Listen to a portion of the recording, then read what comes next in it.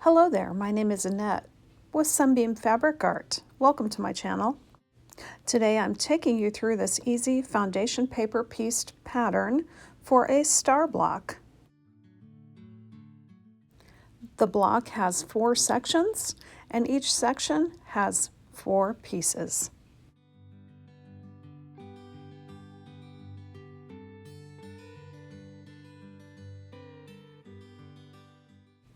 When I laid out this pattern to print, all the sections overlap 2 pages, but I turned them opposite ways so it's easy to figure out which piece, which section matches up with which section. To match up overlapping sections, it's pretty easy. There's a dotted line to guide you.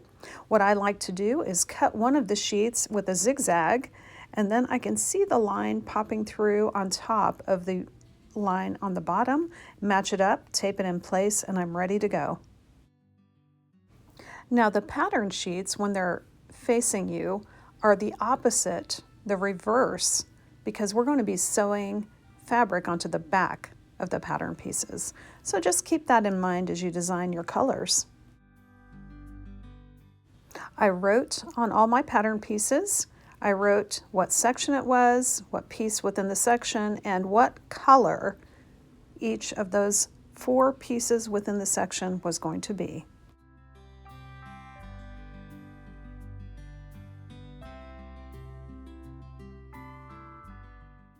Here's a look at my color choices. I've got the yellow fabric for a background.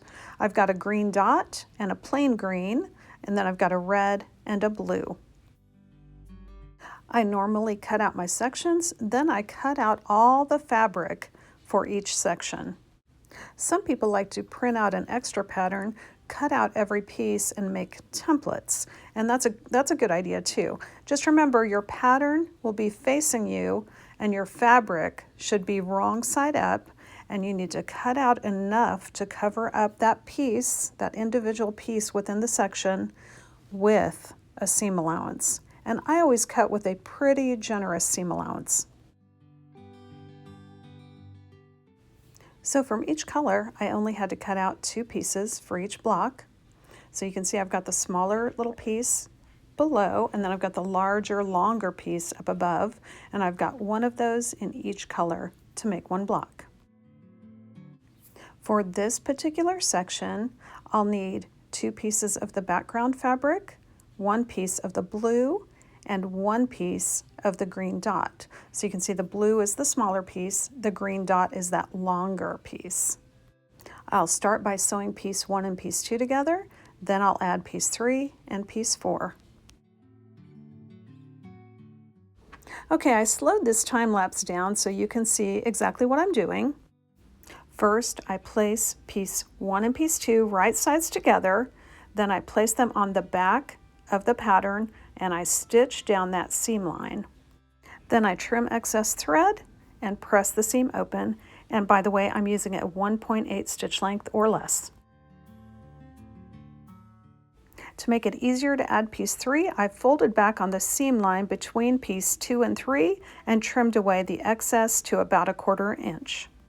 Next, I'm going to place piece 3 right sides together on the back of the pattern, making sure that seam line is overlapping, and I am going to stitch down that seam line, trim my thread, trim off any bulk excess fabric, and then press that seam open.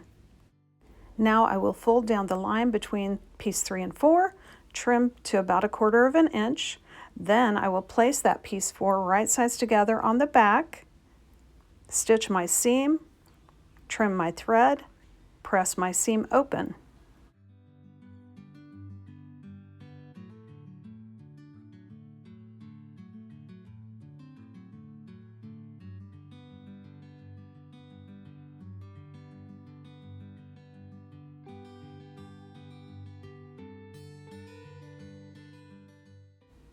Next, I completed the other 3 sections in the same way.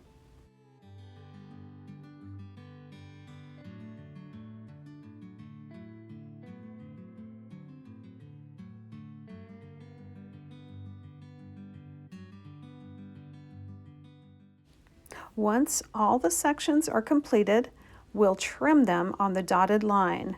Now the solid line is our stitch line. The dotted line on the outside of each section is the seam allowance. So you want to make sure and keep your seam allowance. You'll also notice 2 corners of each of these sections have little cuts that are off the angle. They are to make it easier to line up with other pieces.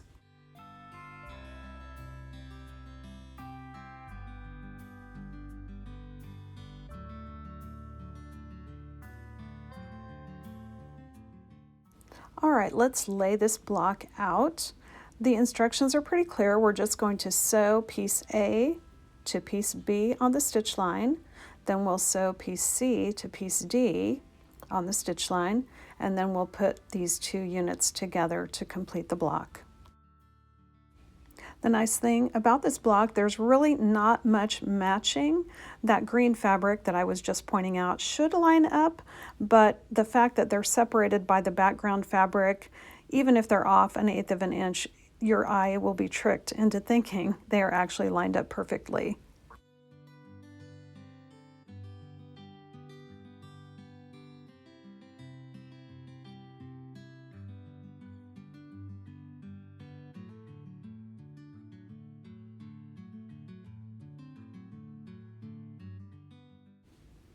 After stitching the seams of A plus B and then C plus D, I pressed these 2 sections open nice and flat. I don't use steam when I'm doing foundation paper piecing until I remove the paper from the backs of these sections. I am going to go ahead and remove the paper at this stage because if I sew these together with the paper still on all 4 sections, I'm going to be encasing 2 to 3 layers of paper in one seam, and that'll be too hard to get out. So I'm going to go ahead and remove all this paper. It's going to be super easy to match these up just with the center seam. That's all I need to match. Remove your paper gently so you're not ripping seams apart or stretching out your fabric.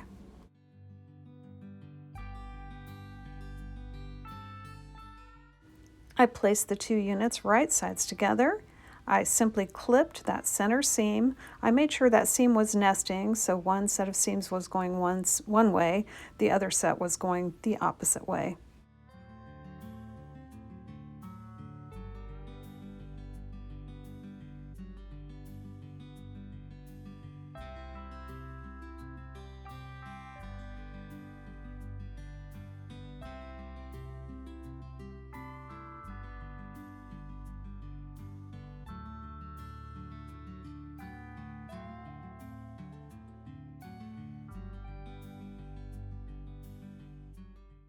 Once that final seam was stitched, I took a lengthy amount of time pressing from the back side, making sure everything was nice and flat. And then I opened up the 2 units and pressed flat that center seam. At this point, I wouldn't be afraid to use steam, but in this block, I didn't really need steam to make it lie flat. I'll have a link in the description to some FPP tutorials and to my Etsy shop where you can buy this pattern. Thank you so much for joining me today for this tutorial, and I hope to see you back again real soon.